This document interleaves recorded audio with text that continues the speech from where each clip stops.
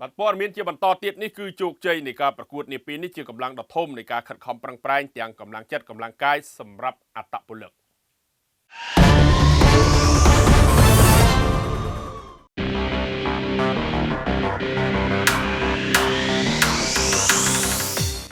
ទីអប់រំយុវជននិងកីឡារាជធានីភ្នំពេញបានចម្រាញ់រកបានក្រុមកីឡាករកីឡាការិនីវ័យក្មេងឆ្នាំរបស់ខ្លួនដើម្បីត្រៀមខ្លួនចូលរួមប្រកួតកីឡាសិស្សមធ្យមសិក្សាជ្រើសរើសជើងឯកថ្នាក់ជាតិទូទាំងប្រទេសឆ្នាំ2025បន្ទាប់ពីមន្ទីរអប់រំបានចំណាយពេល7ថ្ងៃ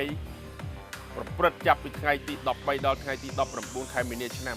2025នៅក្នុងការប្រកួតកីឡាសិស្សមធ្យមសិក្សាជើងឯករាជធានីភ្នំពេញឆ្នាំសិក្សា2024-2025រៀបចំឡើងដោយមន្ទីរអប់រំយុវជននិងកីឡារាជធានីភ្នំពេញ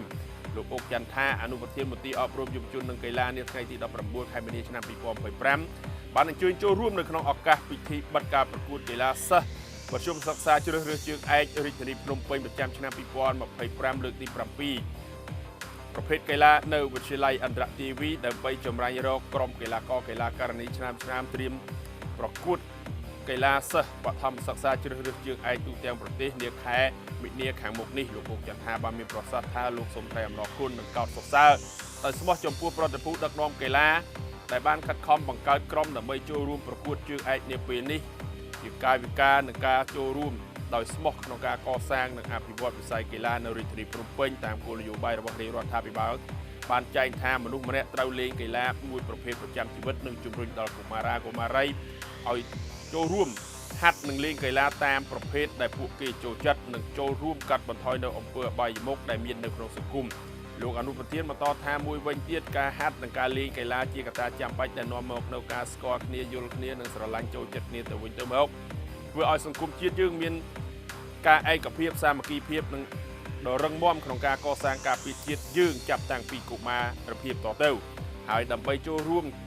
អភិវឌ្ឍវិស័យកីឡាស្របតាមយុទ្ធសាស្ត្ររបស់រាជរដ្ឋាភិបាលដែលកំពុងឈានឆ្ពោះទៅរកកម្រិតមួយឲ្យស្រប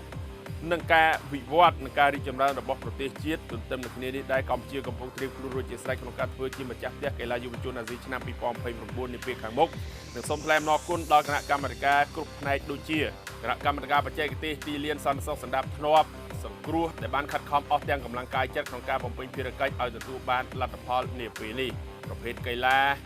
បាល់ទាត់29ក្រុមក្នុងនោះយុវនារី2ក្រុមប្រភេទកីឡាបាល់ទះ28ក្រុមក្នុងនោះយុវនារី10ក្រុមប្រភេទកីឡា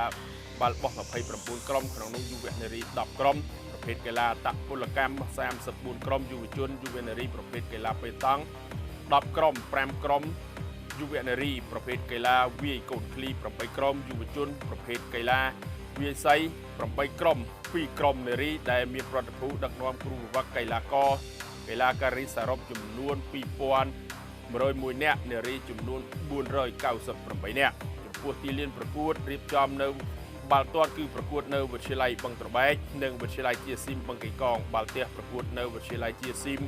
សាមគ្គីនិងវិទ្យាល័យវត្តកោះបាល់បោះប្រកួតនៅវិទ្យាល័យវត្តកោះនិងវិទ្យាល័យប្រយុទ្ធន្ធរអត្តពលកម្មគឺប្រកួតនៅវិទ្យាល័យជាស៊ីមបឹងកេងកងវាយកូនឃ្លីលឺតុកនិងបេតង់ប្រកួតនៅវិទ្យាល័យជាស៊ីមសាមគ្គីនិងវាយសីប្រកួតនៅ